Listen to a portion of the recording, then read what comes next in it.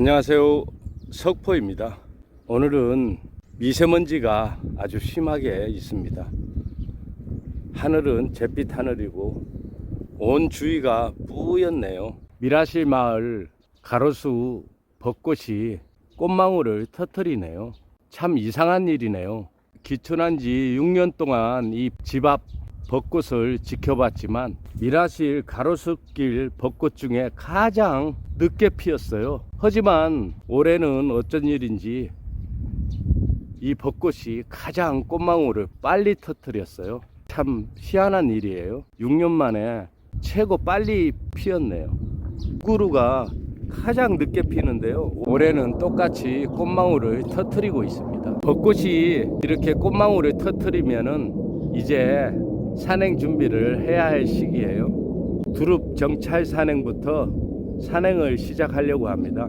오늘과 내일 집안일을 마무리해 놓고 두릅부터 정찰을 해볼까 합니다. 올해는 유난히 집안일과 밭일이 많아서 님들께 봄나무를 소개를 못했어요. 바로 집 앞 마당이에요. 하얀 민들레가 이렇게 꽃을 피우네요. 그동안 과 밭 작업에 산행도 못했으며 공방 나눔도 하지를 못했네요.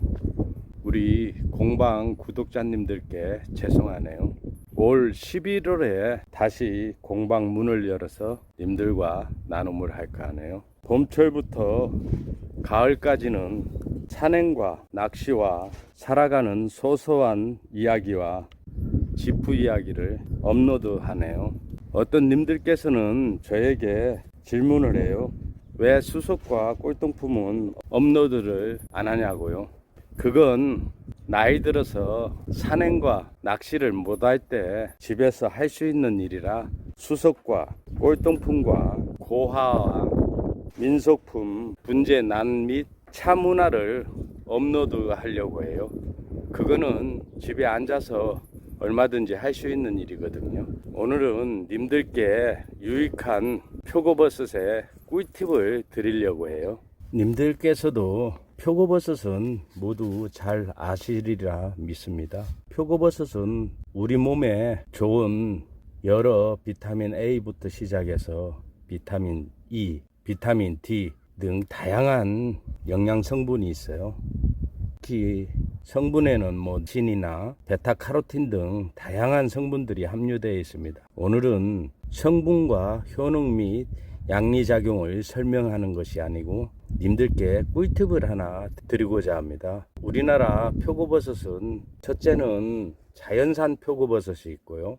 두 번째는 이렇게 나무 표고에서 발생되는 표고버섯이, 세 번째는 톱밥 표고버섯이 있어요. 배지 표고버섯이죠. 현재 시장에 출하되고 있는 표고의 70%는 다 톱밥 표고예요. 표고는 자연산 표고가 최고겠죠. 두 번째는 나무 표고고요. 세 번째는 톱밥 표고예요. 가격 차이도 자연산 표고가 가장 비싸고, 그 다음에 백화고가, 재배 표고 중에서는 백화고가 가장 비싸요. 또 나무 표고는 톱밥 표고의 3배예요. 그러다 보니까 가격면에서 싸게 팔리는 톱밥 표고에 밀려서 나무 표고 재배 농가가 많이 사라지고 있어요. 지금 현재 시장에서 나오는 표고는 모두 톱밥 표고라고 보시면 되겠습니다. 영양 성분은 어느 표고든 다 똑같습니다.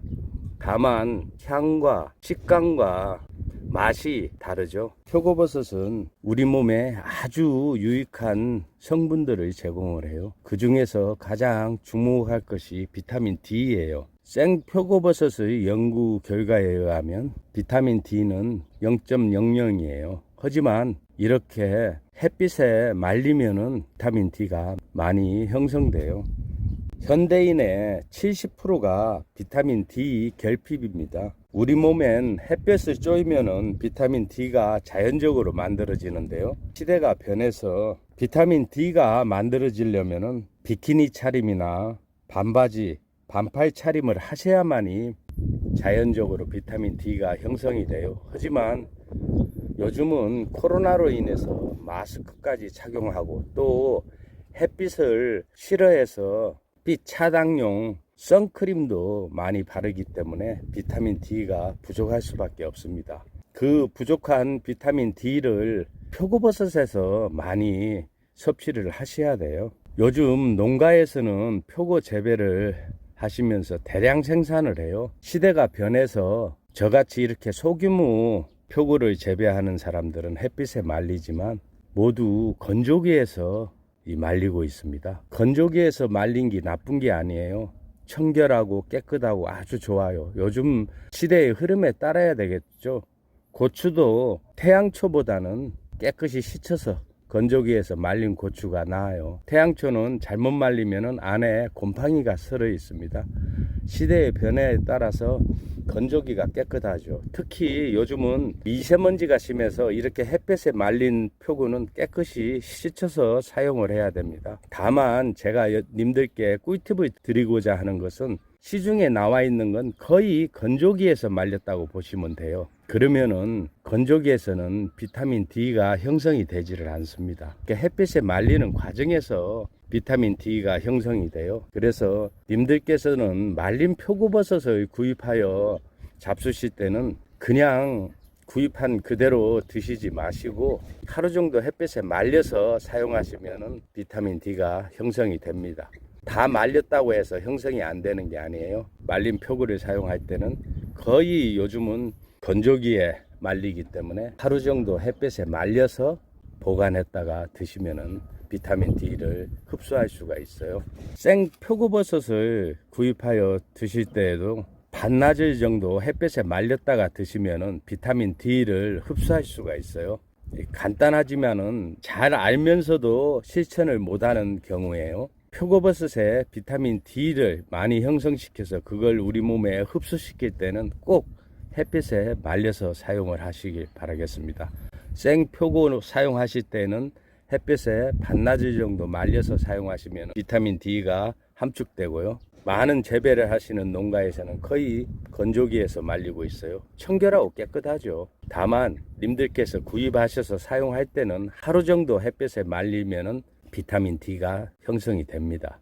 오늘은 님들과 함께 표고버섯 비타민 D 흡수에 대해서 알아봤네요. 작은 양이라서 저는 이렇게 햇빛에 말리고 있습니다. 하지만 대부분의 농가에서는 거의 건조기로 말리고 있어요. 건조기에 말린 것은 전혀 비타민 D가 형성되지 않은 표고버섯이에요.